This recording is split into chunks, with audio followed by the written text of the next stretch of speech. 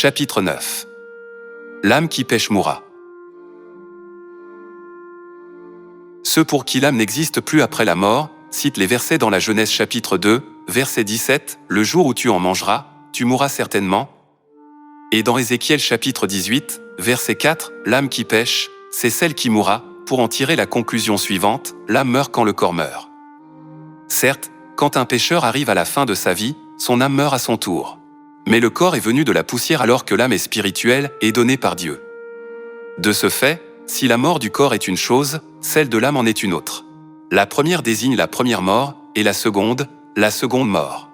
La première mort, soit celle de la chair, est due au péché selon la chair que nous avons hérité d'Adam, notre ancêtre selon la chair, mais la seconde mort, soit celle de l'âme, est la résultante des péchés propres à chacun, et qui ont été commis dans le monde angélique. Rappelons que le jugement se fera selon nos œuvres. Ce qu'on a fait dans le monde angélique se manifeste tel quel dans ce monde humain, d'où le même verdict qui tombe pour le corps et pour l'âme.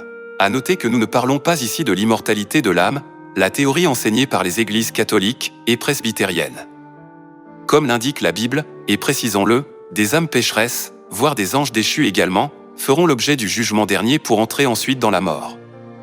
L'apôtre Paul a dit, « Et comme il est réservé aux hommes de mourir une seule fois, après quoi vient le jugement. Une fois son corps mort, tout homme voit son âme être jugée selon ses œuvres. » Il est écrit. Apocalypse chapitre 20, verset 12. « Et je vis les morts, les grands et les petits, qui se tenaient devant le trône. Des livres furent ouverts. Et un autre livre fut ouvert, celui qui est le livre de vie. Et les morts furent jugés selon leurs œuvres, d'après ce qui était écrit dans ces livres.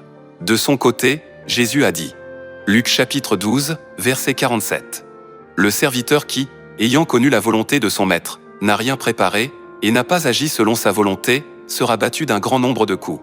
Mais celui qui, ne l'ayant pas connu, a fait des choses dignes de châtiment, sera battu de peu de coups. » Que veulent dire ces versets sinon que Dieu jugera selon le salaire de nos péchés?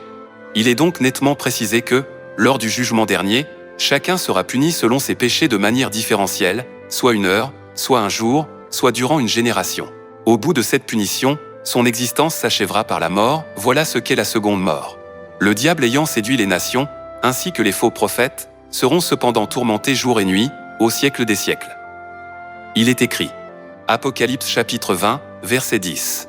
« Et le diable, qui les séduisait, fut jeté dans les temps de feu et de soufre, où sont la bête et le faux prophète. Ils seront tourmentés jour et nuit, au siècle des siècles. »